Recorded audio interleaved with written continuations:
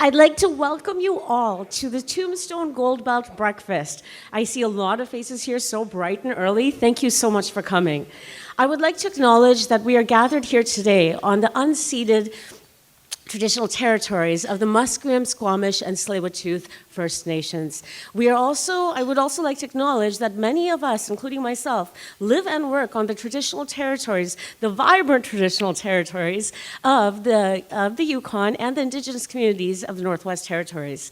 I would now like to invite up a special guest. We have got our Yukon Minister of Energy, Mines, and Resources here today, the Honorable John Stryker, and he'll be making a few words.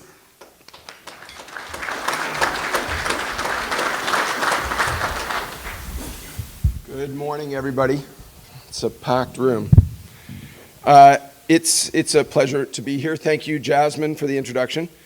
I'd also like to thank Banyan Gold, Sitka, Rattler, and Snowline for inviting me this morning to say a few words on behalf of the Yukon's Premier, Ranj Pillay. He was supposed to be here, but he got pulled across to another table with Premier Eby this morning. I'm excited to be here this morning. It's the 40th anniversary of AME, and I'd like to thank the folks from Roundup for organizing this conference. I'd also like to, did anyone get to the Yukon First Nations Chamber of Commerce 10th anniversary reception last night? Anyway, it was a good time to connect with Yukoners and Yukon First Nations, and it was really well done, so a shout out to them. And I'm excited to be here to focus on the globally significant Tombstone Gold Belt region, and I'm pleased to see such a huge crowd so early in the morning. And I want to share with you a few points about the growth of the mining industry in the Yukon. We're working with First Nations in the Yukon to modernize our mineral legislation and to remove redundancy in our assessment system. We're investing heavily in infrastructure to support responsible mining. And our government is working hard to attract investment from senior mining companies and large financial institutions. We believe we have been successful in this area for 5 reasons. 1, strong minerals. If you don't know it, just take a look at any of our maps. You will see how well endowed the Yukon is. 2, good exploration results. 3, our commitment to First Nations. 4, our commitment to environmental, social, and governance. And 5, our international marketing efforts. The Yukon has gone from having 0 to 8 senior mining companies in the Yukon in the past 10 years.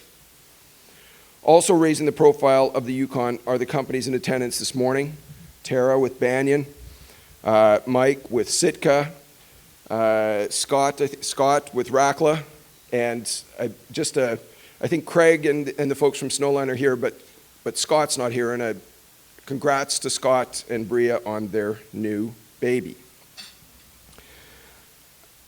3 years ago, these companies had a combined resource base of less than 1 million ounces. Now, just between Banyan and Sitka, they have an inferred resource of close to 8 million ounces. And according to many estimates, Snowline's Valley target could significantly add to the Tombstone Gold Belt's resource estimate. 3 years ago, the 4 companies represented on this panel had a combined market cap of 17 million. Today, it's approximately 1 billion. We also appreciate the value creation that is happening in the Tombstone Gold Belt via Victoria Gold. Victoria Gold is the largest hard rock gold mine in the Yukon's history, and they are this year's Murray Pezim Award winner to boot. If we could just give them a big round of applause.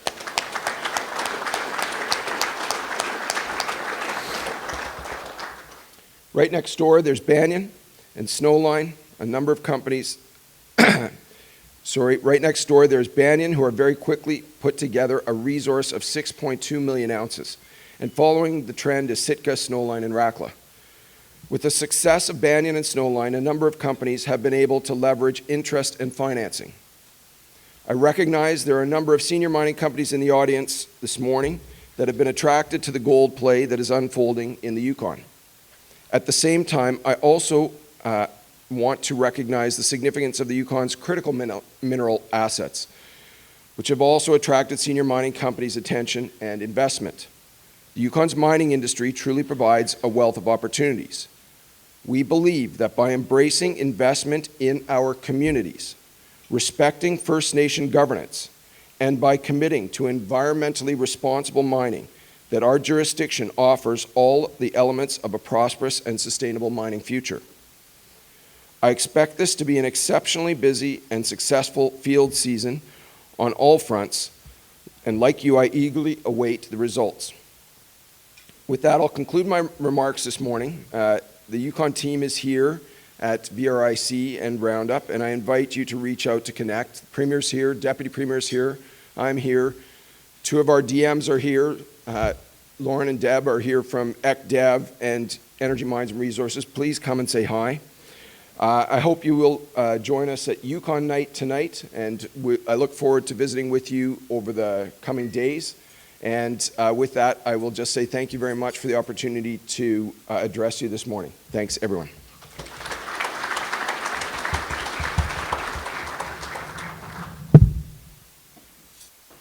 Great. Thank you very much for coming. I also want to introduce another special guest that we have in the room, Hockey or Chief Donna Hope of the Nacho Dun First Nation in Mayo. Donna comes from a strong matrilineal lineage that's tied to the lands of the Nacho Dun First Nation. Her mother was born and raised in Mayo. Her grandmother is Maisie May Moorburg, and her great-grandmother is Ellen Prophet, and great-great-grandmother is Big Maisie, as she is known. She has a background in education, a diploma in renewable resource management. She graduated with honors with a Bachelor of Science and is also in the process of just completing her Indigenous governance degree. I met Donna almost 13 years ago. She's a very talented artist with her fish scale artwork and her beading. I'm a proud owner of many of those. She also worked as the liaison for Nacho Dun to Alexco many years ago. She worked in the lands department and even was the director of lands. So great that she was elected in April of 2023.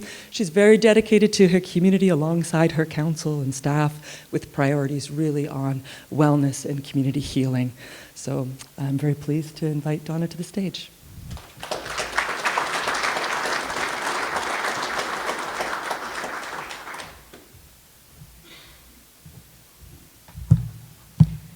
Kemisothan, good morning. Masicho, thank you for the invitation to come here today to provide remarks at the 2024 Roundup event. As the first elected female chief of the First Nation of Nacho Dun, I am honored and welcome this opportunity to share our perspectives and approach to sustainable mining with representatives of the industry and other governments who are here today. The First Nation of Nacho Dun has been sustained by our traditional territory since time immemorial and seeks to ensure that all of our future generations will likewise sustain the lands and waters of our homeland. Currently today, of the Yukon total, 37% of placer claims, 44% of quartz claims, and 74% of quartz leases are all in the First Nation of our traditional territory. Mining has been a part of the life of our people since the early gold rush. Mining is our lived reality every single day. Our voices have been marginalized for far too long, and those days of irresponsible mining are over. While we are not against development within our traditional lands, we want to see development done responsibly, grounded in principles of reciprocity and respect of our rights and interests, including our right to free, prior, and informed consent. In the past, mining was done without us. It was done to us and done without benefits while irreversibly impacting the lives of our people. Now is the time for reconciliation through responsible development and corroborating long-term Indigenous partnerships. Nurturing and continuing to develop long-term partnerships with companies within our traditional territory, such as Snowline and Banyan Gold, we can establish better legacies based on sustainable, responsible and respectful development of mining practices planned over generational timelines into the future for those generations to come. We want to help industry to build that foundation of trust and respect and to understand how to work with us in spirit of collaboration and co-management to ensure mutually benefits outcomes for our community and for industry. Partnerships engaged right at the early stages of Class 1 exploration, and open transparency through all stages of classes, including Class 3 and Class 4, progression and development planning, operational monitoring and compliance, and closure and reclamation planning and implementation towards meaningful efforts of restoration of damages incurred to lands resulting from death of 1,000 cuts. As a key part of all of this, the First Nation of Nacho is in process of finalizing our own mineral mining policy to communicate our approach to mining within our traditional territory, from staking claims to exploration to mine construction, closure, reclamation, and full restoration. We are very excited to share this policy with all of you in the next few months. To be clear, the First Nation of Nacho approach is not against development. We just want to ensure that it's done the right way, with our consent and our participation. The First Nation of Nacho look forward to engaging with proponents on this basis moving forward and sharing with industry what consent and participation looks like and what it requires. Together, we can change the perception of past mining, which was based on outdated and antiquated mining legislation and historical practices leaving trails of bad legacies of perpetual cleanup, like Faro and Keno Hill. Through meaningful modern treaty partnerships based on transparency and proudly showcasing highest standard practices, which have the least negative impacts, meet obligations within our final agreements, and respect our traditional, cultural, and spiritual ways of knowing and seeing and being. True partners working hand in hand who share our commitment towards reconciliation in the spirit of respect, stewardship, and sustainability, taking into consideration the future for future generations. Together, we can achieve prosperity for all of our people and environmentally sustainability, not only for today, but for all future generations to come. Thank you.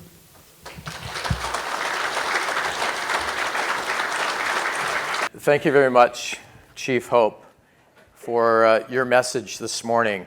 That really put a lot of perspective into the Nacho done and the collaboration you seek. And it was really important given that I think many in this room had not really heard from the Nacho done leadership. So thank you very much for that again. Minister Stryker may not still be here, but his perspectives on the investment in the Yukon were quite valuable to hear that the government of Yukon is embracing mineral exploration. We're going to have what I hope is a very dynamic and hard-hitting morning in terms of insights to the Tintina Gold Belt. I think we've got about 40% technical, 60% financial. Try to balance it out so you do get those really good insights. To set the stage, and I'll get going because we're a few minutes behind, let's tee up the next slide. And what we're going to focus on, we could advance, thanks, and one more. So we're going to focus on that salmon-colored Tintina Gold Belt, these Cretaceous granitic rocks within the larger Tintina Gold Belt. So Tintina Gold Belt, 1,000 kilometers long. Tintina Gold Belt, probably 500 kilometers long. Let's go to the next slide, please. Okay, here's all the players, including some critical minerals projects. One more slide. And then you can see the mines. Fort Knox, almost 9 million ounces of production, 3.3 million ounces of resources. The first really bulk mineable project mined in North America. The Eagle mine, John McConnell's successful heap leach from the beginning, not a pivot from mill to heap leach. And then the Pogo mine, underground, Sumitomo Tech originally, now the Northern Star. You can see it's produced over 5 million ounces, about 15 grams, another derivative type deposit from the Tombstone Gold Belt. Next slide. And just to compare these deposits, Fort Knox initially reserve grade 0.8, and that was milling. It was only later on that they pivoted to heap leach. And the blue bar is milling. The lighter blue is heap leach. Eagles reserves at 0.65, moving across. Oramac, the jury's out on what it's going to be, but at 0.61, a heap leach or a mill. And then RC, which is Sitka, having their resource at 0.68, sorry.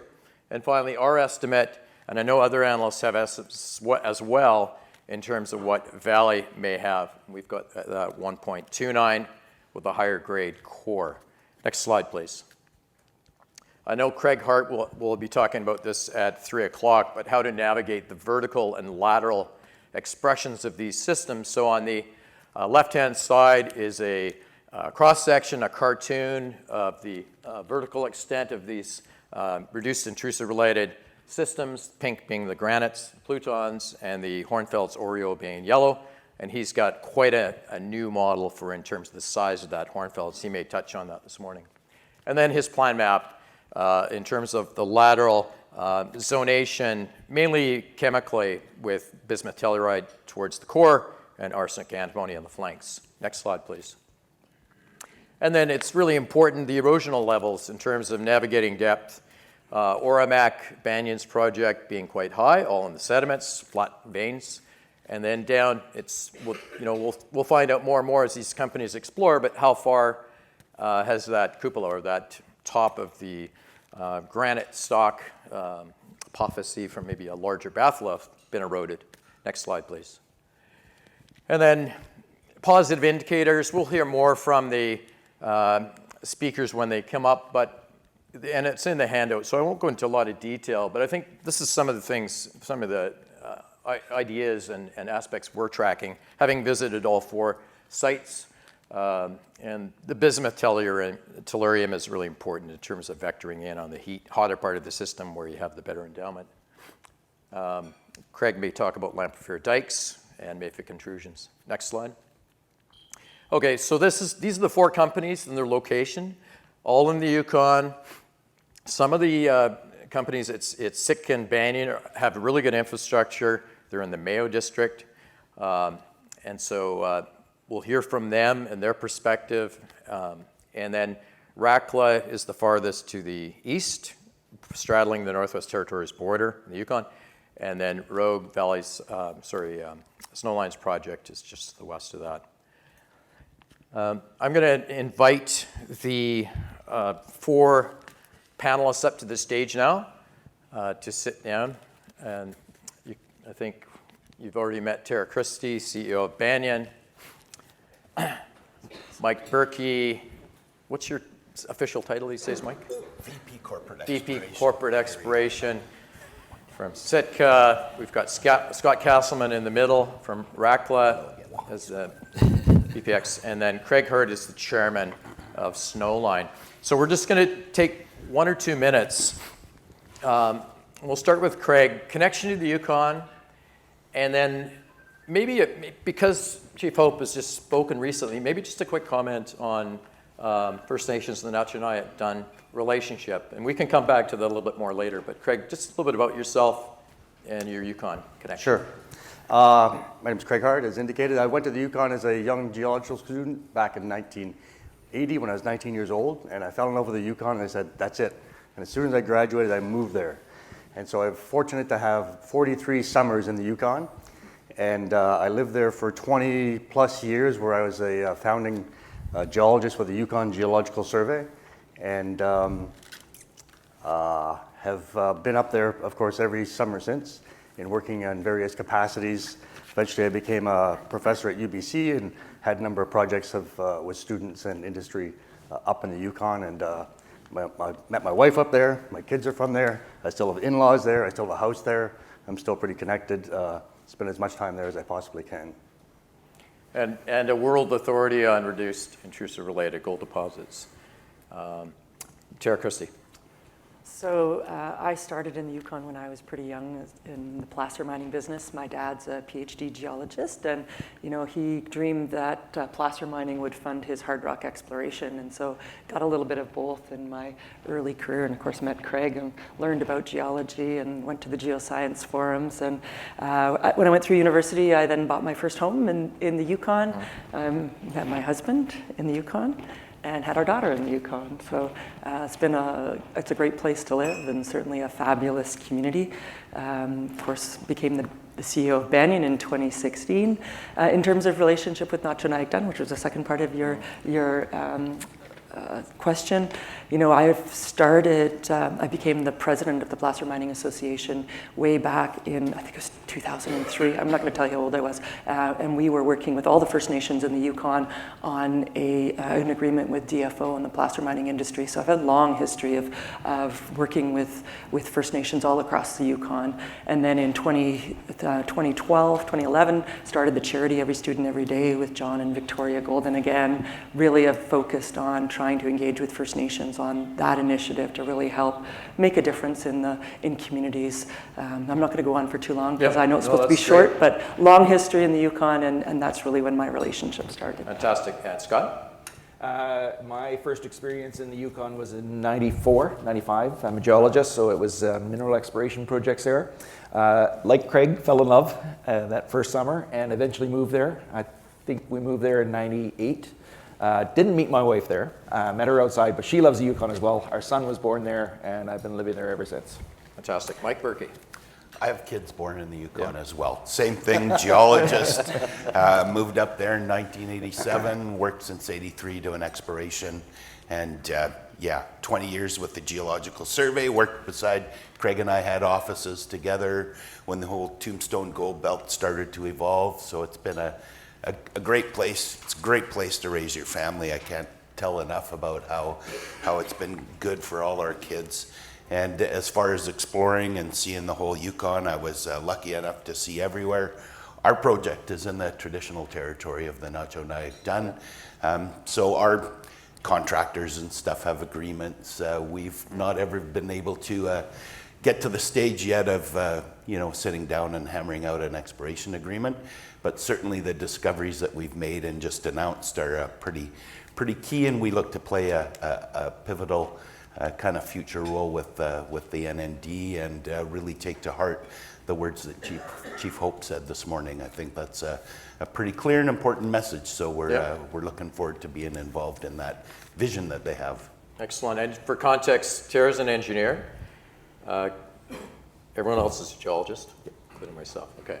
So what's going to happen this morning? We're going to have 5 to 7 minute pitches by the companies. They're going to come up and tell their story. I'm going to ask a question. Next, we'll have all four present that way. Then we'll have a sit down and we'll have a Q&A. I'll lead that, but really looking forward to questions from the audience as well. I think there's a roving mic, so look for that. And I'm hoping Jasmine will keep me on schedule. So I think Mike Berkey is up first. Can we have the next slide? The clicker's right there. Oh, yeah. Thank you. Let's go. There we go. I'm Mike Berkey. I've been introduced. So we have the RC Gold Project in the Tombstone Gold Belt.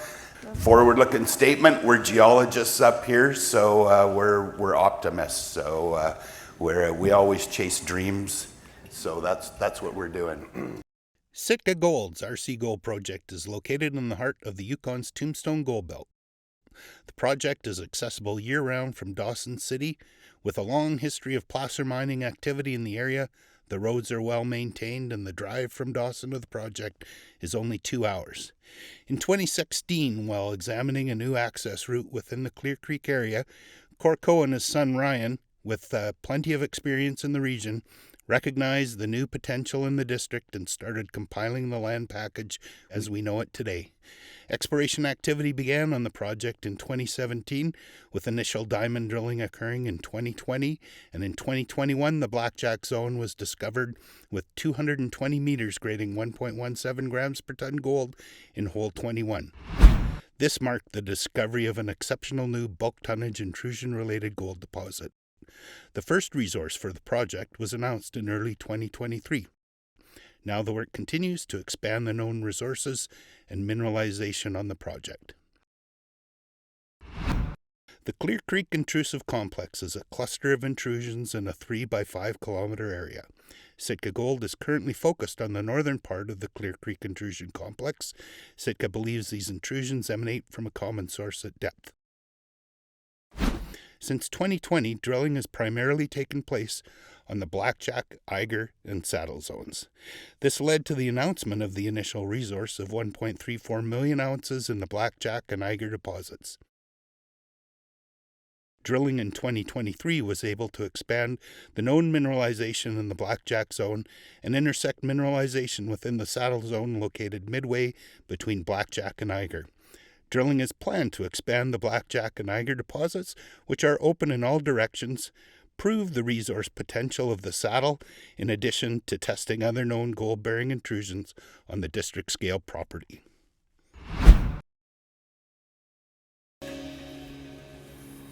Yeah, so there we are. We did most of our exploration during COVID. So nice to be past that stage of life. So we've got a few of the people on our team. As I mentioned, my name is Mike Berkey. I'm a geologist, been in the Yukon for many years. Corco, our CEO, is in the back of the room here somewhere. Greg Dawson, our VP Exploration, and a number of other folks. Donald Penner. We're a very technical team, geologists on the board, all with plenty of years of experience in the Yukon. We've been able to get Craig on our advisory board. We've been friends for many years and co-workers, so good to have Craig's input on what we're doing in the geological world.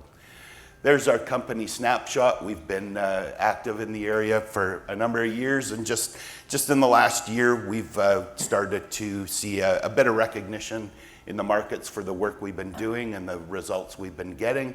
So our share price has increased a little bit, and we've been able to raise money in the very tough markets that we have. So we're financed for our next year of exploration. So that's a nice position to be in.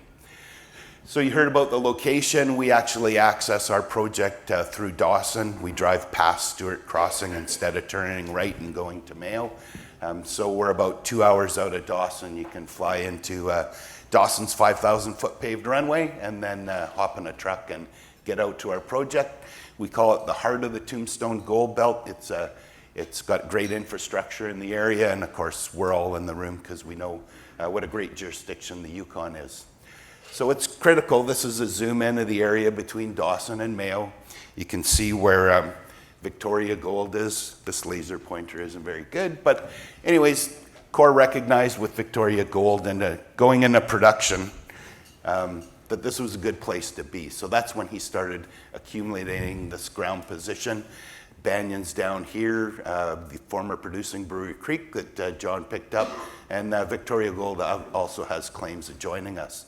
So since May 2020, there's been a number of waves of exploration through this belt starting in the late 80s. The last wave, since May of 2020, there's been over 10 million ounces of gold added in this central part of the Tombstone Gold Belt. The bulk is Banyan's Ormac project with 6 million ounces. Victoria Gold continues to add ounces to their resource base. They've made their discovery at Raven, and of course our new discovery at Blackjack and Eiger. So it's been a busy place during some tough times. We all worked through COVID, but it's getting into the more mature phase of mineral exploration, development, and mining. So again, district scale, big package.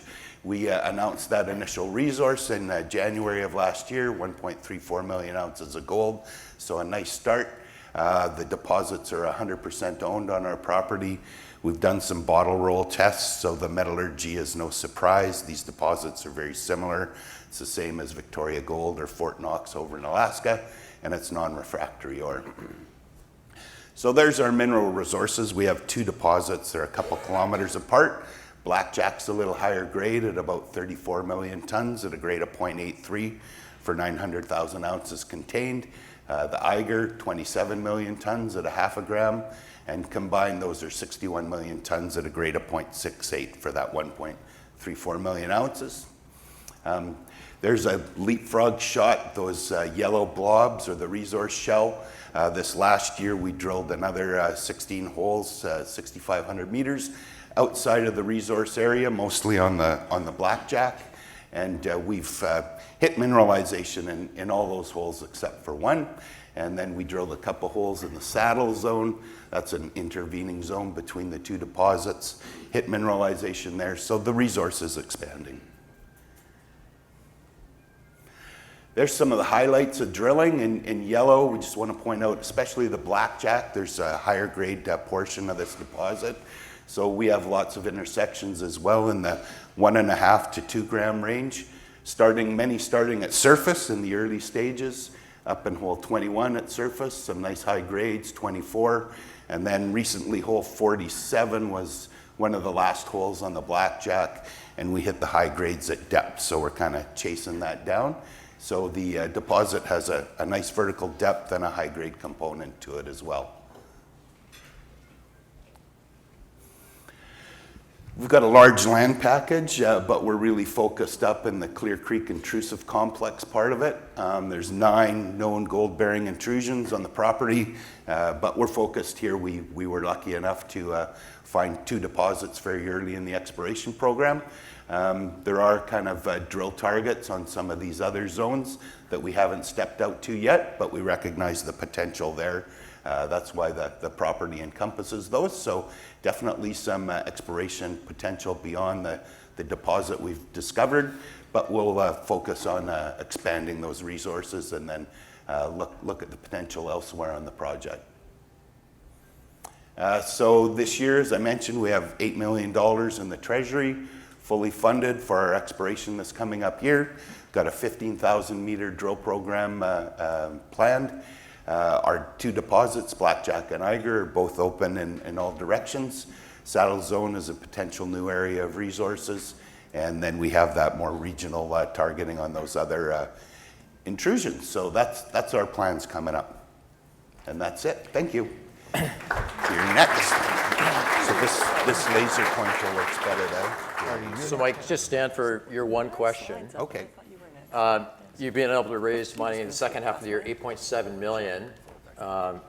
Congratulations. Maybe you could touch on that a little bit. And I also wanted to mention, I'm going to mention the share price performance over the last 4 years for every company. You guys are up 24% in that time. So just a little bit of color on those financings. Yeah. So I mean, it's been a tough grind in these markets, but we're starting to get recognition for the work that the drill hole's been doing. So in August, we had a private investor, Maria Cox-Gubbins, who's a big investor in Snowline Gold. So they've been investing in Sitka Gold for a couple of years, but in August, they recognized what we were doing and approached us to do a private placement at a premium to our share price. And I think when the market recognized that this very smart family was investing in Snowline at the start and was working with us, that kind of triggered a bit of a recognition in the market.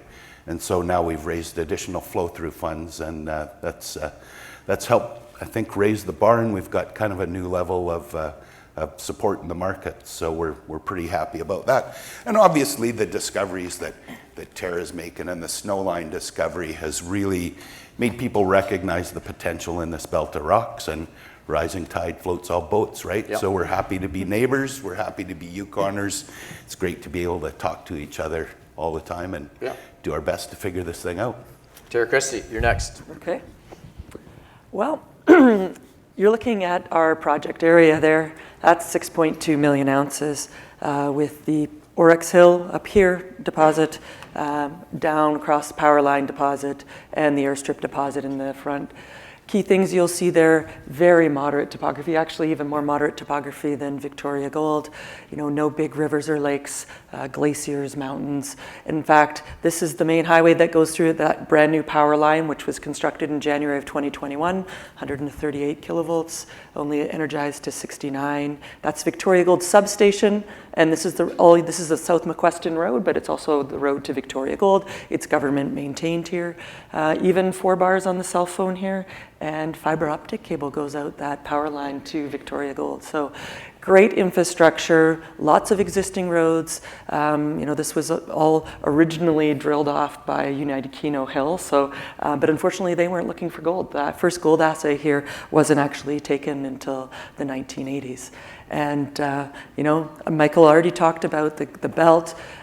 Really exciting. If you were to draw a circle around us already of 50 kilometers, we would have 18 million gold equivalent ounces in resources. And I know the minister spoke to some of the resources and the value creation in this jurisdiction, but I think that number is just getting larger. And certainly once you can say, hey, you got 20 million within a reasonable distance of an operating mine, you've certainly got a district, and that should drive lots of attention. And that's just right around us, doesn't even include Snowline and Victoria Gold. So Hecla's right beside us. That's the former Keno Hill. Was purchased September 2021. And, they're really busy there, certainly getting that back into production. Victoria Gold just put out their production numbers, meeting their guidance. That's exciting, that we're all looking forward to that, hitting the 200,000 ounces per year. They're 42 kilometers by road, 25 kilometers as the crow flies. We have 173 square kilometers here. You can see our property there, and I won't belabor the gold belt. You're going to hear that over and over again and see the videos. But it's districts are formed when these belts of rocks get large numbers of ounces. There you can see Victoria Gold's Raven deposit, currently a resource of 1.1 million ounces at 1.7. We know that they've drilled there. They had some spectacular results, so looking forward to that resource update. And it's just 4.5 kilometers across the valley from us, so we're really excited about seeing that. There's high grade right near us. Yes, we're in the upper portion. We haven't found our intrusion, but we've got infrastructure, roads, power, cell phone, mineralization right on surface. Here you can see the resource. Put out this resource in May, 6.2 million ounces, 0.61. Since then, we drilled 25,000 kilometers, or 25,000 meters. I wish it was kilometers. Boy, we could do a lot with that, between Powerline and Oryx Hill. So we know they're connected. We know we've expanded Oryx Hill, and they will become one deposit. But 5 kilometers overall in strike by about a kilometer. We have those same sheeted veins, lots of visible gold. Don't quite have the vein density of Snowline, but again, here vein density really is a key indicator of this mineralization in Powerline and Oryx Hill. Airstrip's slightly different. It's a calcareous replacement deposit, dips at 60 degrees beneath Powerline. And yes, we've drilled deep underneath Powerline and hit Powerline mineralization. Been a really quick journey to 6.2 million ounces. 2020, 900,000 ounces, drilled 40,000 meters through COVID, put our head down. Not a lot of recognition during that to get our 4 million and then 6.2 million here in 2023. So on average, I think we added over 40 ounces per meter that we drilled for about $7.40 an ounce. So, pretty exceptional record in terms of both adding ounces. We know that these deposits continue to be open. We've got lots of targets. We've been spending our winter digging into our data, looking at all our various exploration options, from understanding where the higher grade is to potentially continuing to add ounces. We're building our team. We're really getting into a new phase. We believe we're still in that exploration and discovery phase, but getting close to that pre-development. We brought on Kai Woloshin, who's in the room here. He was over there, but he moved, so I don't know where he is now, but talk to him. Really, he'll be leading our metallurgy and our studies and our baseline environmental. James is also in the room, great to, really helping us target our geology and understand what's going on. Really gets the credit for our 2019 discovery. I see our director, Mark Blyce, also in the room, a mining engineer, very helpful as we're starting to think about pre-development and moving into our studies. CFO David Rutt is here, and of course you all know Jasmine. She's been a big part of organizing today. Also have Brad Thrall helping us on the metallurgy. We're sitting in a pretty strong position after the forest fires in the summer. We decided to not drill and maintain our cash, wait for a little bit, a time when people might appreciate our drill results. We did put out drill results last year. So sitting with a strong treasury. You'll also notice in our financials that we filed last week, peak, we had about $700,000 in income. That's when we shut down for forest fires. We both provided accommodation as well as services. We're still providing accommodation and doing some other services, and we're anticipating $700,000 to $1 million in revenue from that from this year. And it also keeps my guys busy. In terms of share registries, Victoria Gold, 11% shareholder, a good solid shareholder, and certainly they understand the value of what we have. Cisco Development at 4, Franklin Precious Metal and Fidelity, both of them have done site visits and made their investments. For our scale of company and market cap, having so many institutions really does attest to the quality of the project and the team. We have Cormark and Paradigm that cover us. Hopefully some other analysts will be picking us up. You'll notice our last financing was actually in 2022, in December. No warrants on the last financings we've done over the last 3 years, so there's no warrants outstanding. I'm a 4% shareholder, which I've bought in the market. I have a very substantial investment in Banyan, so I intend to make my money not through my salary, but through ultimately alongside my shareholders. We do have a bit of an advantage in permitting in that we have a wealth of baseline data, actually millions of dollars and years of data, given that we have all of the baseline environmental data from Alexco, now Hecla. That was part of the original agreement, as well as Victoria Gold continues to do studies across our property from wildlife. We work collaboratively with them, both sharing the costs of mobilizing people to do our baseline, as well as sharing data. So this gives us a huge advantage. And Victoria Gold and Hecla have both shown what it takes to get through YESA in this jurisdiction, and we're really fortunate to have NND who's been through the process and really understands how to participate in the mine environmental assessment and licensing processes. Having hydropower, having roads existing on the property also is a big advantage. Where are we? If you look at Cormark's listing of heap leach projects or open pit projects in North America, we're the 5th largest. I'd argue we have the opportunity to continue to go up that curve because we certainly think there's potential to add more ounces. And I keep getting asked, isn't 6.2 big enough? That's a good question. I ask myself that all the time. We've worked really hard to strategically position Banyan, get it to that scale where it is really compelling. 6 million ounces with infrastructure, existing baseline data. We do have 2 mines beside us, and recall that Hecla purchased tax properties. So, they've obviously got an interest in gold. They're very, very focused on putting Keno Hill back into production. Victoria Gold's obviously very focused on getting their production up and some of their internal exploration. But I think we're pretty compelling next door, given our ability to move our project forward. We are year-round. I'm a northerner. We've set up our property with both the infrastructure and the equipment to be able to operate year-round. We've drilled to December 20th and unfortunately had to keep drilling through -55 at one point because it came on a little faster than we thought. But hey, we survived and didn't break anything. So we really benefit from strong shareholder support and a strong treasury. In 2024, we'll have a program. We haven't announced exactly what we're going to do yet because we're spending some time really going through our data to figure out how to add the most value for our shareholders. We're de-risking that with our metallurgy work, which we'll have that in the coming quarter here, talking about what our processing options are, and we do think that is important given the other projects in the region right around us to have optionality on our processing. And this jurisdiction's just getting more exciting with the discoveries and the investment in it. So that's the main pitch, Michael. Okay. And your stock's up 356% over the last 4 years. Mm-hmm. Looking at exploration and what it takes and that. So congratulations. Systematic metallic screen fire assays have not been conducted on the project. Not looking for a long answer right now because I think we can get into that a little bit more. Give us a sense for what's ahead on metallic screen fire assay.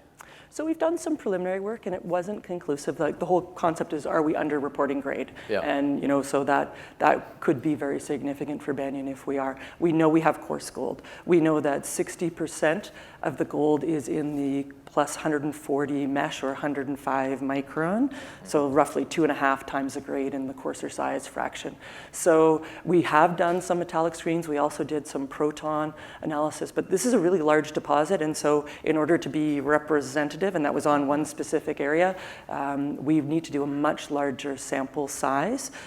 So we are thinking about that. It's one of the options that we have in our program for this year to do a much larger program than that. Because our initial work wasn't conclusive that there was a trend, we weren't rushing to do that, but we have an awful lot more drill results since then. It really is something, and and we've had lots of people express that opinion, it's something to certainly investigate. Okay, thank you. Scott Castleman. Okay. Thank you, Michael.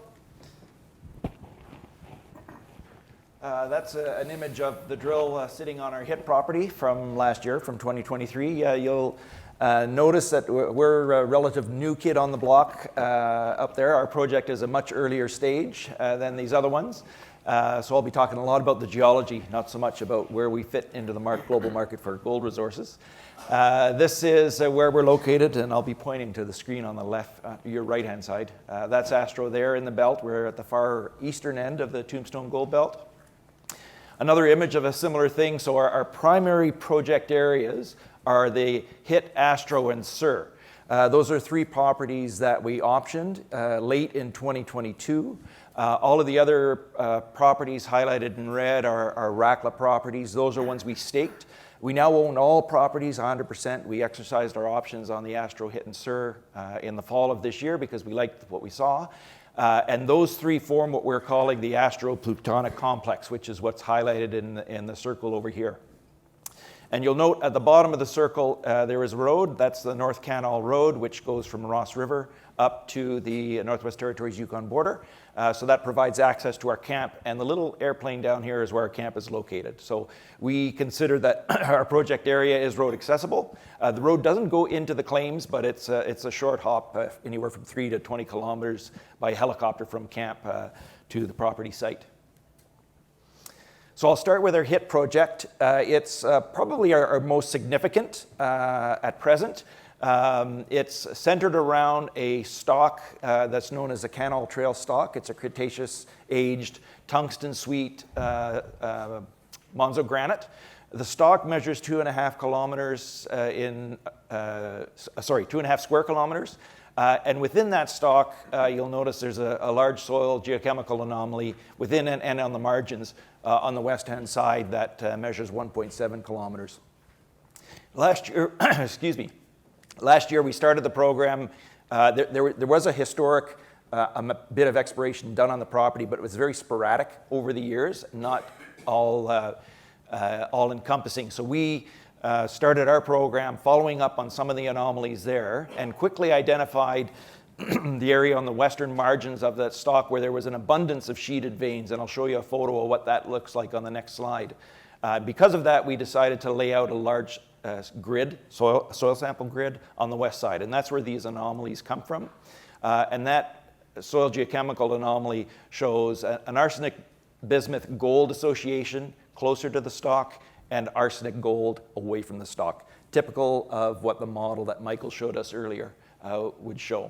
And then you'll notice the squares dotted all around the property are gold assays from surface sampling. We got many samples that are above 1 gram gold and quite a few that are greater than 3 grams of gold. Yeah, actually, I'll just go back there and I'll show you. We drilled 5 reconnaissance-type drill holes on the property late in the 2023 season. Hole 1 was roughly in the middle. Hole 2, just a little bit south of there. Holes 3 and 4, which I guess I could say are probably our discovery of what we now recognize to be a true reduced intrusion-related gold system. And then hole 5 down over here. So now we'll look at a cross-section of holes 3 and 4. 3 was drilled to the northeasterly, 4 was drilled to the west. You can see some of the values that we were getting there. 0.6 grams per ton over 16 meters or so and 2 intervals in hole 3. The total of that interval is about 0.3 over 135 meters. And then down at the bottom of hole 4, we got 0.5 gram over 45.5 meters. And throughout both of those holes, you can see a picture down here that shows the stripy nature of the sheeted veins in that core. The sheeted vein density was up to about 54 veins per meter. So it's quite intense sheeted veining. Most of them are quite narrow. They're on the order of millimeter size, but you can see some larger quartz-filled sheeted veins like here. And this interval in particular ran 8.5 grams of gold over, I think it was 1 meter in that case. This is what it looks like on surface. So those sheeted veins, where they're filled with sulfide, the sulfide weathers out on surface, and the rock forms these slabs. And most of the area is above tree line. So when you come across stuff like this, you know there's a good density of sheeted veining in the ground. So our prospecting crews have been looking for that. Looking at just the chemistry of these two holes, our bismuth to gold ratio is 151 bismuth to 1 gold. Our arsenic to gold ratio is 1,293 to 1, and then tellurium is 3 to 1. The gold, I also looked at the correlation matrix of the gold to those elements. It's strongest with tellurium, but quite good as well with arsenic and bismuth. This is what the slope looks like there. So this is looking from the north to the south, so it's in the opposite direction of the cross-section we looked at. Hole 3 would have been drilled this way, and hole 4 would have been drilled that way. So you maybe get a sense of how gossinous this slope is and how fractured up all of the talus is, again, because of the slabby nature of the material once the sulfide in the sheeted vein weathers out. That slope that we're looking at there is about 400 meters wide, 250 meters in vertical. That'll become the area of our focus drilling for 2024. I'll now move down to the Sur property, which is about 12 kilometers south of Hit. Sur is a little earlier stage. We haven't drilled it yet. We did the same suite of surveys on it, starting with stream sed sampling, soil sampling, a lot of prospecting. We also flew airborne geophysical survey on both of those. Both of them do show the classic reduced intrusion related gold system where you have a magnetic low surrounded by magnetic highs. The Sur soil anomaly measures 1.3 square kilometers. A couple of photos scattered throughout the property area. You can see the talus looks similar to what we were seeing at Hit. But most of these samples, or in fact all of these photos, were in the Hornfels margin. They're not so much in the intrusion.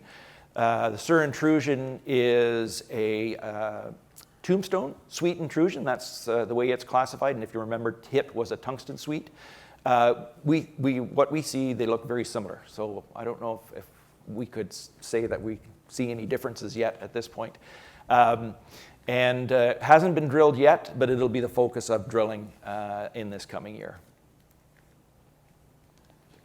And then over to our Astro project. So Astro is the large intrusion in the center here. It measures about 8 kilometers across. Going into last season, it had the most work done on it. So it was most defined. Most of that work, or virtually all of that work, was done in the sedimentary rocks outside of the intrusion. But the geochemical signature that we were seeing was pointing to a reduced intrusion-related signature. So we took our work and took that historic work and brought it all inside the intrusion, did some talus fine samplings at base of slopes, lots of prospecting and rock sampling. We were getting gold kind of all over the area from surface samples. We drilled 12 holes for 2,000 meters and a variety of targets in there. We were getting gold mineralization. We were seeing sheeted veins. We're seeing the right chemical signature, but there wasn't any good solid thing that we could sink our teeth into. They're very scattered gold values. So we got to take a step back and do some more surface work and reevaluate that. Something I've been thinking lately is, if you remember the model that Michael showed, maybe we're just a little too far down in the system. We're well below the cupola, so that's why we're not seeing the good gold mineralization. And here's an example of one hole showing some of the alteration, a lot of sericite alteration in the upper part of that, and then the sheeted veining. This is our team. Simon Ridgway is here. Simon's got a long history in the Yukon. He started there, I believe it was line cutting and prospecting in the 70s. Some of that work was done in the Mac Pass area, so he's very familiar with that region. There's myself and 2 young geologists sitting out here. Doug and Armand did a great job clambering around on those hills, and the rest of the team. We've got 71 million shares out right now, fully diluted 91. Cash, we got just about 2 million in the bank right now. So we've got enough to start our program. We're looking to do about 6,000 meters of drilling in 2024. So we'll need to go back to the markets to raise a little bit before we do that. And here's our share price over the last 3 years. This is the embarrassing part. I joined the company about a year ago. I don't know what that says, but hopefully I can turn things around. And our road ahead. So we're formulating our plans for drilling. HIT will be the main focus of drilling, about 4,000 meters planned there. Hopefully we'll get some success. We got lots of room to maybe fit a valley in there or something. And then SUR will have a maiden drill program on it, planning about 2,000 meters there. Astro, go back to the basics, some more mapping, boots on the ground, prospecting. And our other projects are much earlier stage, so we'll try to bring them up to the drill ready stage for later in 2024, 2025. Thank you very much. Great, Scott. Well, I go back 4 years, so you're up 61% There we go. in Okay. 4 years. You're really at the proof of concept drilling stage. Yeah. Appreciate that. And what grade and thickness, I realize you've pivoted to HIT now as a focus. What grade and thickness are you really looking for as a discovery hole benchmark? So I'm kind of saying right now that 4 is our discovery because that was the proof of concept. What I would hope to get, these deposits, other than Valley, are generally around a gram or below a gram, over a couple hundred meters. I think I would be Okay, pretty 100 happy. to 200 grams. 100 to 200, yeah. Okay. The other thing I didn't mention that, our grades are a little lower than all of the people up on stage here, but if you look at the margins of their deposit, you'll see similar grades, similar intercepts in some of their early drilling. So that's kind of what we're hanging our hat on, that we're close. Okay.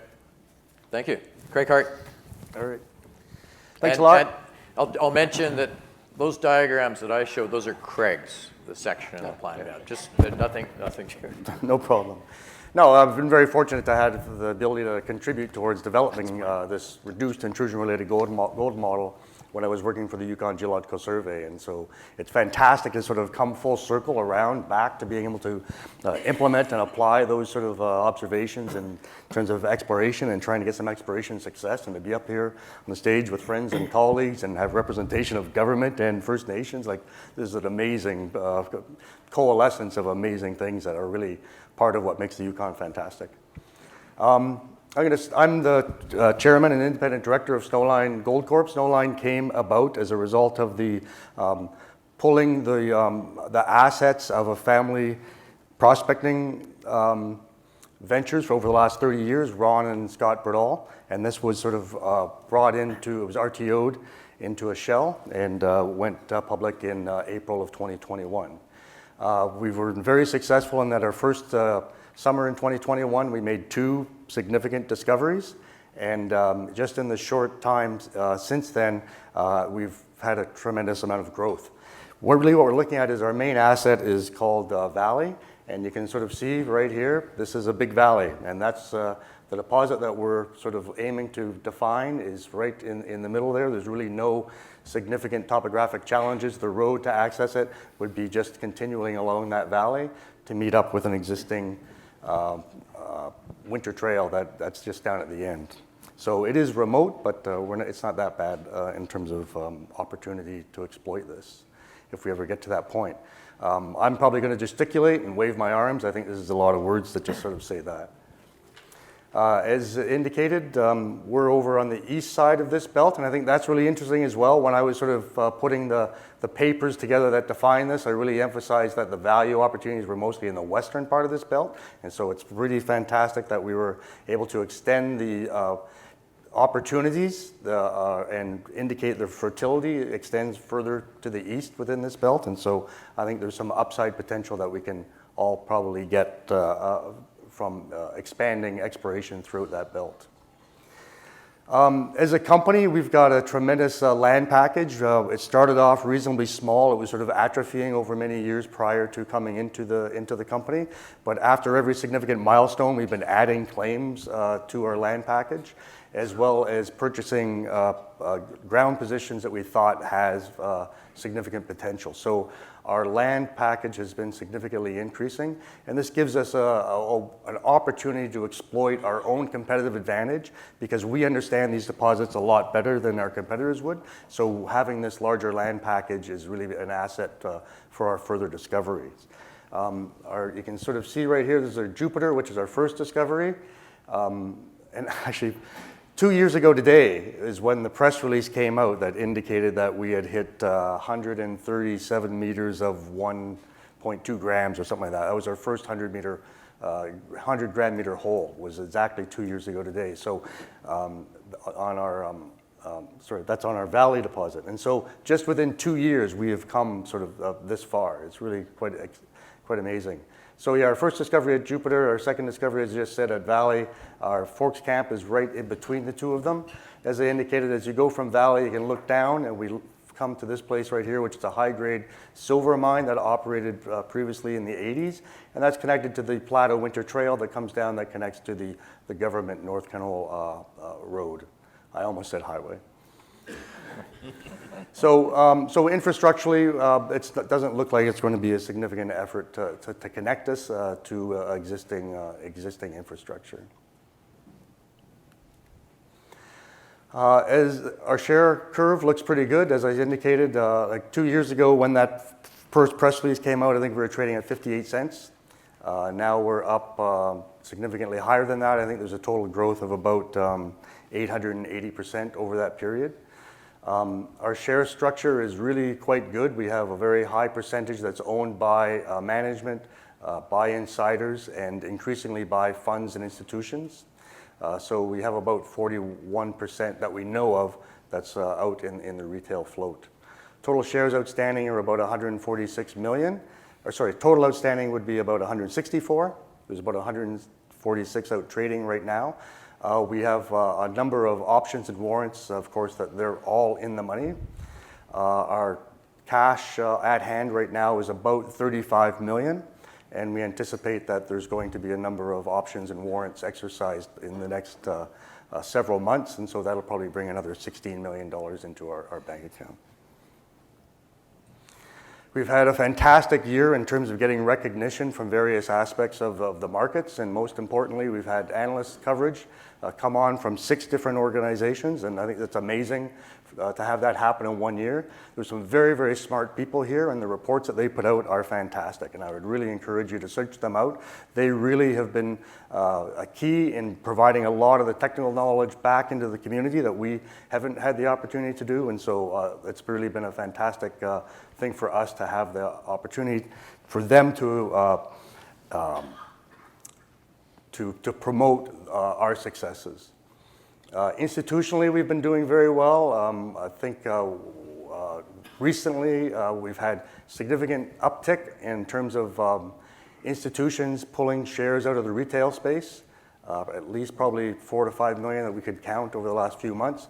And we've got some very heavy hitters in there, 1832, Van Eck, and there's some other partners in there that aren't really typical, and I think that's really telling the market some advantage of how we've been able to de-risk that we're getting funds coming in that wouldn't normally be participating in the junior mining space. Of course, we had really good early support from Crescat that got us up and running, and more recently, of course, we've had a 9.9 uptake from B2 Gold, and we're very happy to have them come along as a partner, and that, of course, also justifies the economic opportunity that exists here. We've got a great young team. I'm so proud of all these people. Once again, Scott sends his regrets that he can't make it here. But these are a lot of young people that come with good experience, and they've been given way more responsibility than they really should have had. But everybody has stepped up into that space and grown into that space. It really has been extraordinary for me to see that. And the company has taken on dimensionality that I had never, ever expected. You know, we've got great people coming in. Every one of them. Thomas comes with years and years of experience in running big camps. Sergio comes to us as from Barrick, previously a country manager in Argentina and Chile. Every one of these people. Stephanie wasn't in the mining space, but has really come to adopt and love it. Zoe has really completely changed the way that our data is managed, and our data management right now is extraordinary. There's a dashboard, and we can see every rock sample that was taken during that day. We can see every photograph of every outcrop that was visited that day. It really is extraordinary. And we've got a great board. We're amazingly active, and we're not passive at all. There's a lot of interaction between all of our members. Sarah is here right now, and she, of course, is a key component of making C3 work as well as they do in terms of community relationships and communications. Gunter has come to us from the earlier Shell and has significant capital markets experience. Callum also huge capital markets experience and has, of course, a past with Great Bear, Royalty and Great Bear was their CFO. So we really have an incredible team. Onto the geology, it's very simple, right? A lot of you, we've been having these discussions today and we've seen about these reduced intrusion-related gold systems. They are systems that form around a central mineralizing pluton. That pluton is a bunch of magma that eventually chilled out and put a whole bunch of fluid and gold into the rock. And you can sort of see a little bit of the outline. We have about a 1.2 kilometer wide small intrusion, and the mineralization is mostly in the southwestern half of that. You can see all those colors in there. Of course, the brighter colors are representing higher grades, and our grades we have are really spectacular for this type of deposit. Most of the existing deposits have grades that are around that 0.6, 0.7. Most of our grades are at least twice that. And Mother Nature has done some amazing things here in giving us exceptional geology, is that we have grades that are 3 times, 5 times, 6 times higher than that, all in the near surface environment. Right? We have some of those incredibly long intersections, 553 meters of 2.5 grams, including, 183 at 4 grams per ton right at surface. So this is really, the gold distribution here is absolutely spectacular that the geology has provided these sort of geometries for us. But there's nothing that's exceptional here. This is just really a perfect bulk tonnage gold system. Looking at cross sections, you can see we have very, very long continuous intersections. Almost every drill hole is mineralized for its entirety. Of course, there's higher grade sections in there, and this is, I think, one of the more spectacular ones that we've put out recently.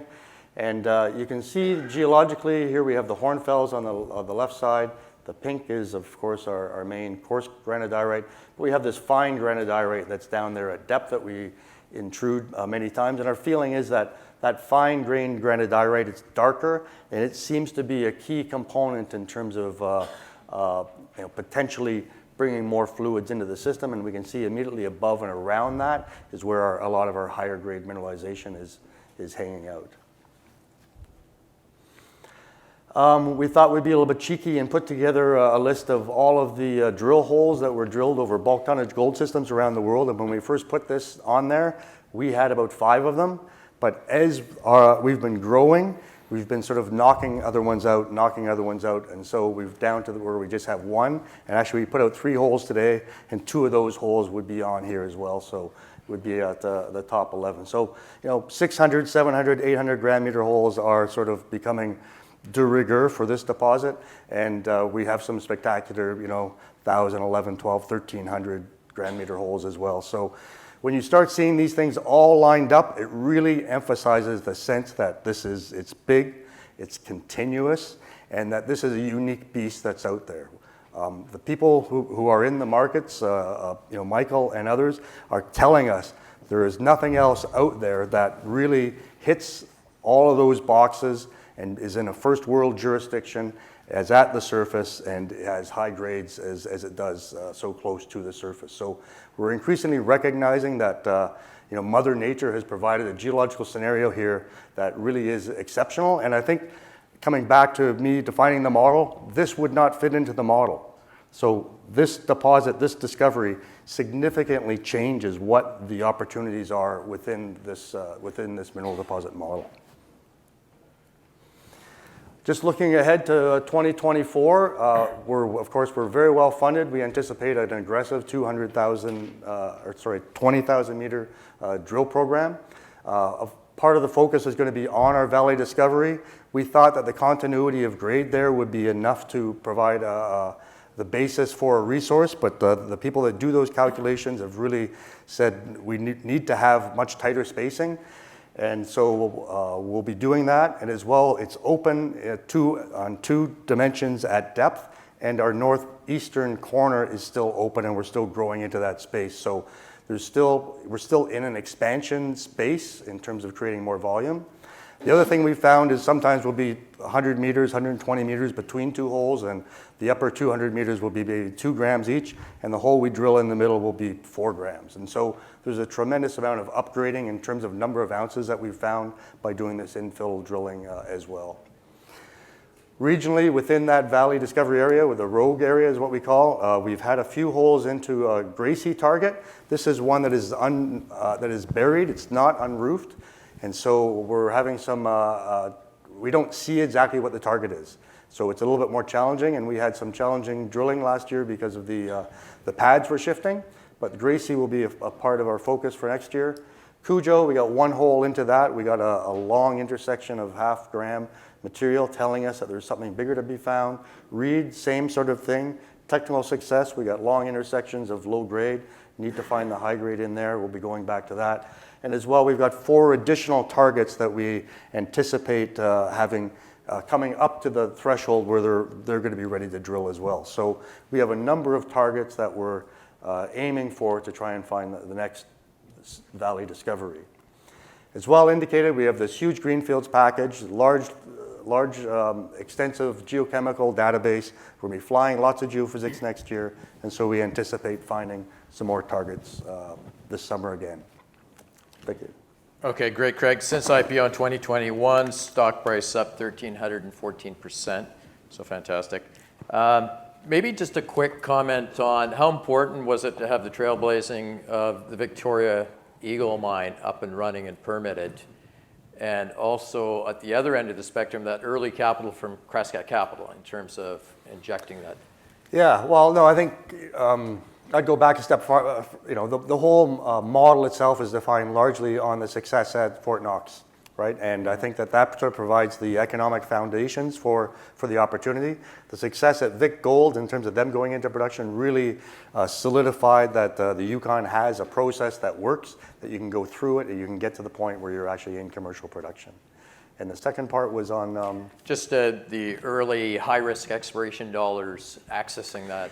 Yeah, I think everybody's challenged to find those higher risk dollars, and we were fortunate that Crescat recognized there was a value, there was an opportunity in this style of deposit.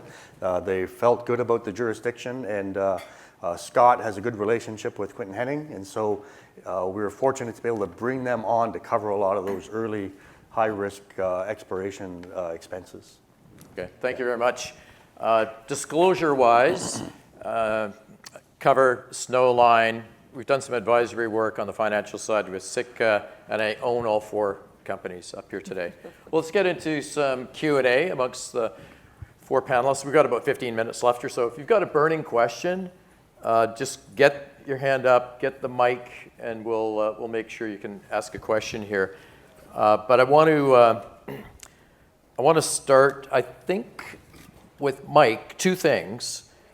What was your first diamond drill hole result that Sitka drilled, and when was your first 100 gram meter, plus 100 gram meter intersection?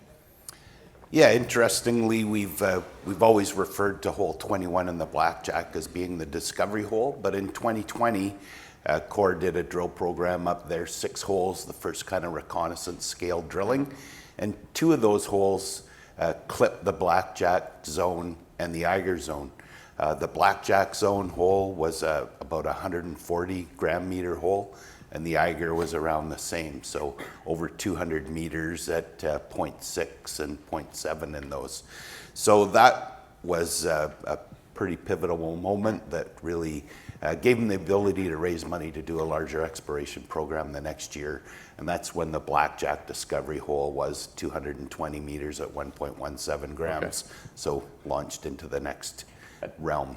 And people may or may not know this, but analysts can publish gram meter intersections, the product of the grade times the meters, but companies can't, right? So I think analysts find it really worthwhile. I think the senior mining companies and the producers do as well.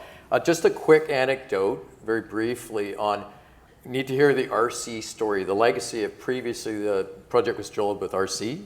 Yeah. Now you've been diamond drilling. Maybe just an anecdote for everyone on that, because I think that's important. Yeah, I mean, Like I mentioned earlier, these projects go through many phases before you get the lucky discovery hole.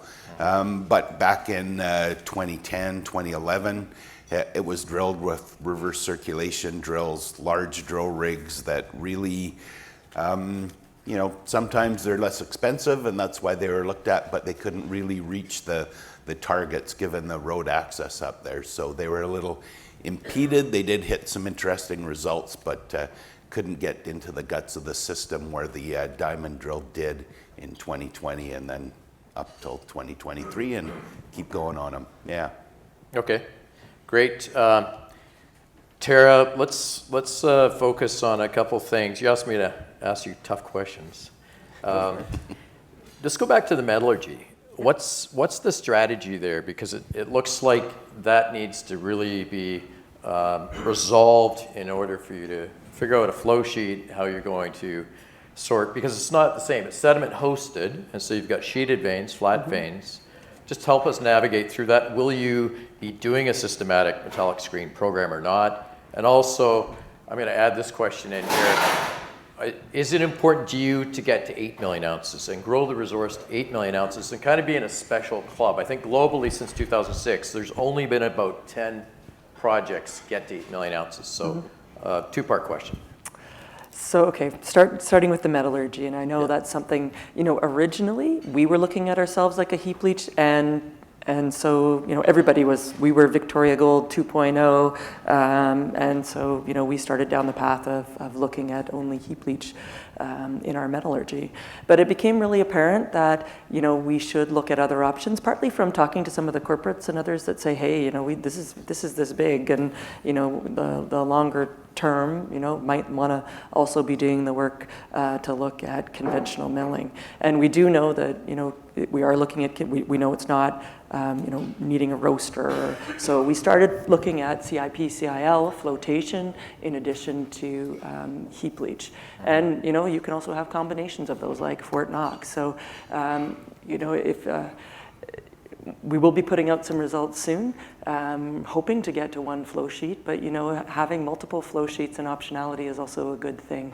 But it does mean that your metallurgy is more expensive because you have to do, and we have 3 deposits times 3 different processes.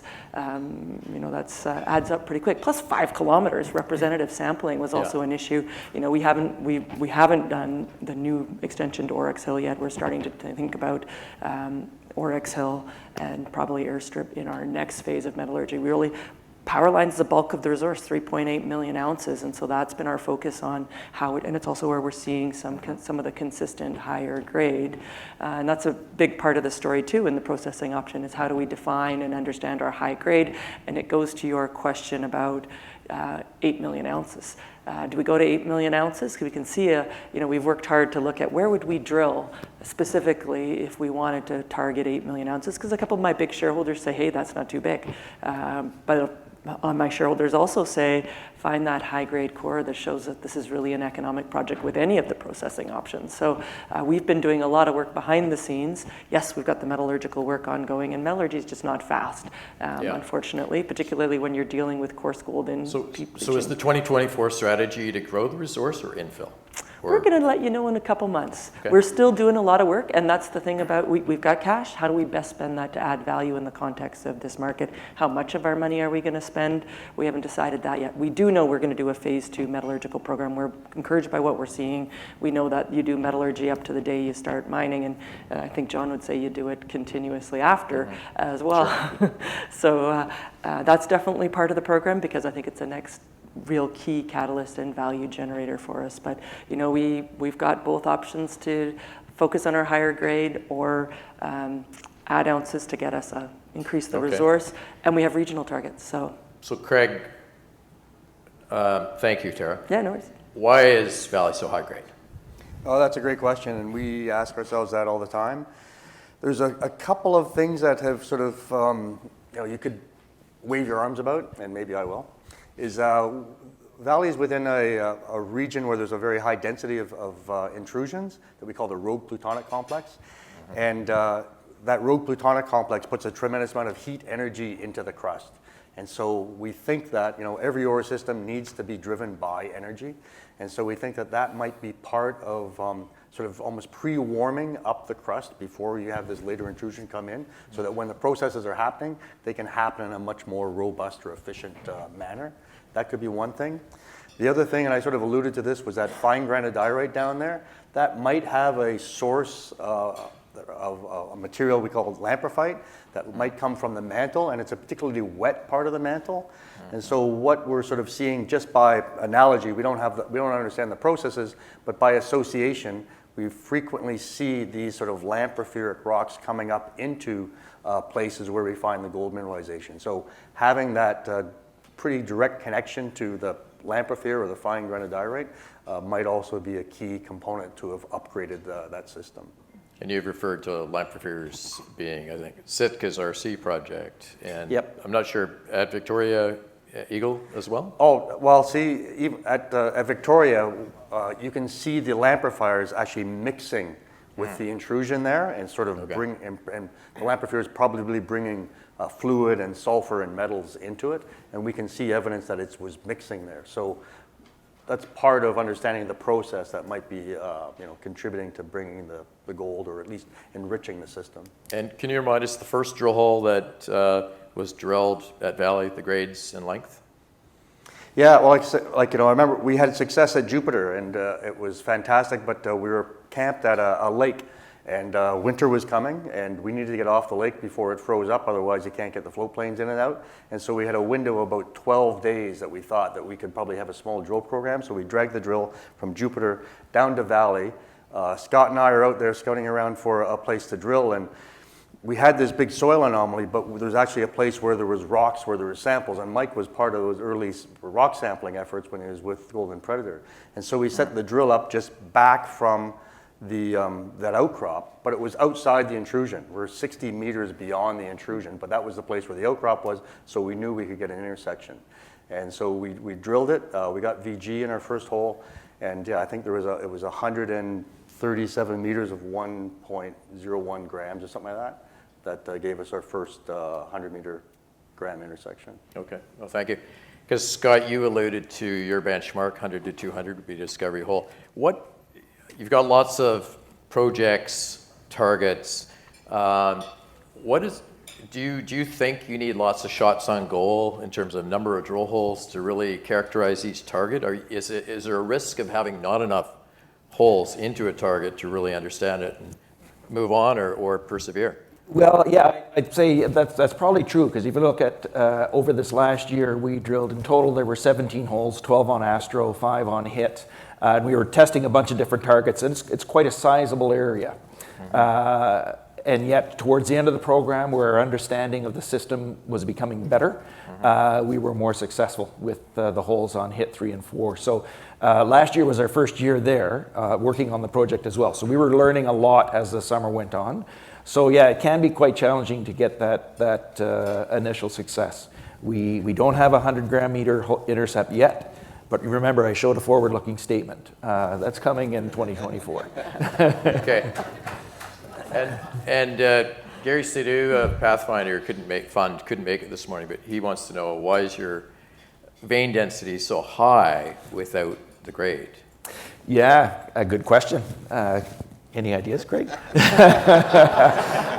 The veins are quite tight where that density is high. So if you look at total material within a meter, it probably is not much more than a couple of centimeters. And the veins are different. If you remember on the photo I showed, the high density veins are very narrow, mostly sulfide filled. And there's some broader 1 centimeter wide, 2 centimeter wide quartz sulfide veins. Our highest grade interval that I showed there had a lot of the quartz veins, so I think we're seeing a different paragenesis on those two veins, and it might be the white quartz veins, thicker quartz veins that quartz vein volume. Yep. Things like that. Okay. Just looking at the audience, we do have a question. Can we have the microphone come up to the front here, and then over here with Mark? Right up here, Jasmine, at the very front. We've got about, I think we've got 7 minutes left or so, actually maybe a little bit less. So let's have those, and at the very end we'll have some short I snappers. would like to know from Snowline what they feel is the base number of ounces that would be required to have a standalone operation at Snowline, and how far it really is between the gravel road and where you think you might have your first mine. Okay, if we can get the microphone back and bring it over to Mark, that'd be great. Thanks. And we'll have fairly brief answers here. Yeah, I think you're asking for an economic analysis essentially in terms of the economy part of it, and we don't have a resource yet and resource numbers yet, and so it's really premature for us to be making those sort of decisions or comments. But I think when you look at the financial analysts that have been looking at these things, they have made some suggestions in that space, and that might be worth searching out.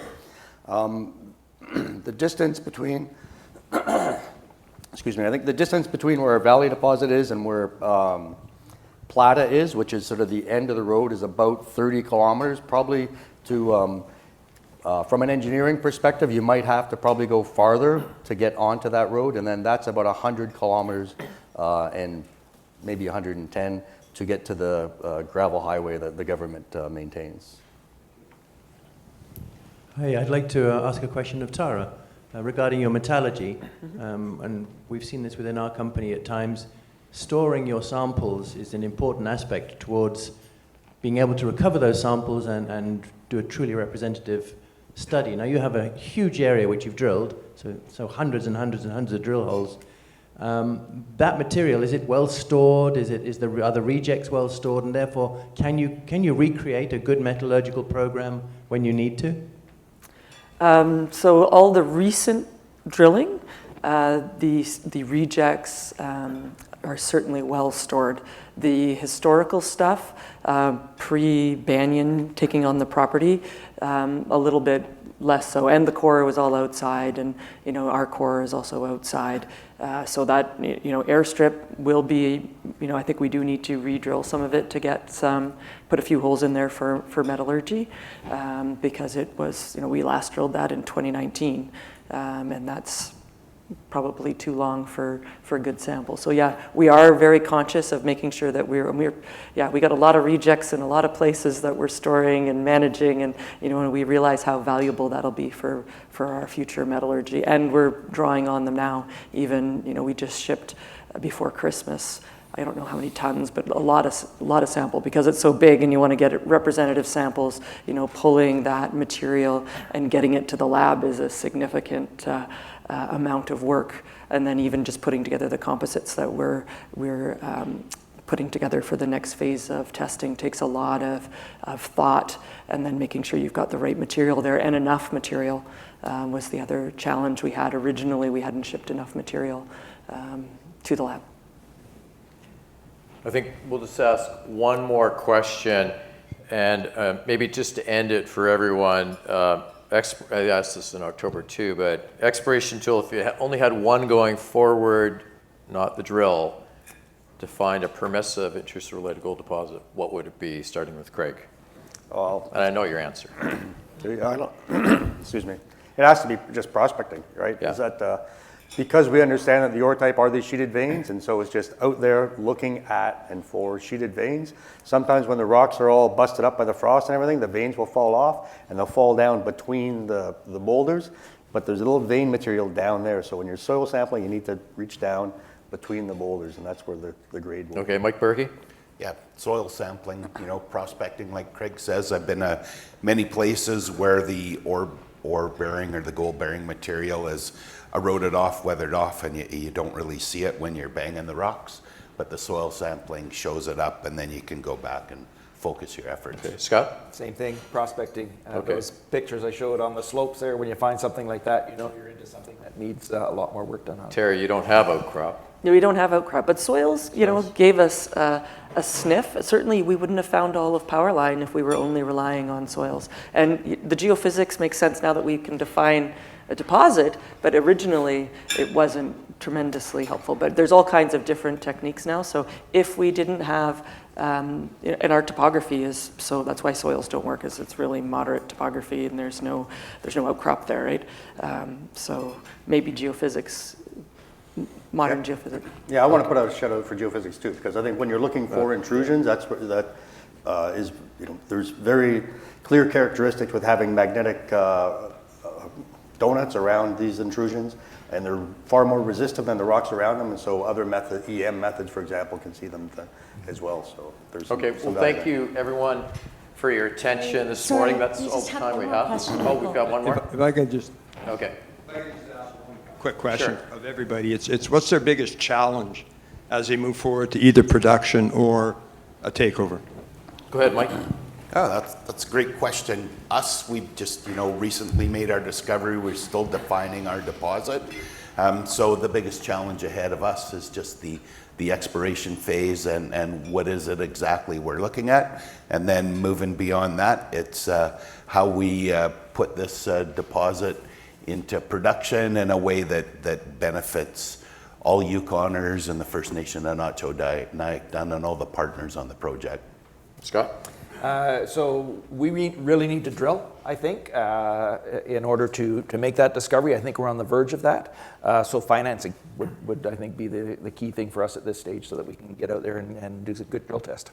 Tara? Really moving it forward to demonstrate that there's a potentially economic project there, both understanding the higher grade, the metallurgy, and scale of resource. Okay. Craig? I think for us it's time. I think there's a lot of pressure for us to be moving this thing as fast as we possibly can. We're working really hard to do that, but we come up against infrastructure problems, permitting problems, people problems, just trying to get all of those components into a place where we can accelerate this as fast as we can. Those where our limits are. Okay, no, thank you. Want to acknowledge Chief Donna Hope. Your opening address was very meaningful and impactful. Thank you.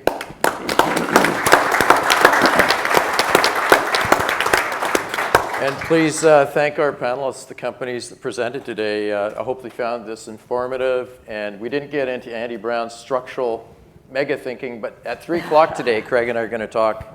We're going to have a session. So once again, hand of applause for the 4 panelists. Good job. Thank you. Great. Thank you so much for coming. I would like to mention we have a number of appearances today from all 4 companies and corporate presentations, which are up on the board. Thank you.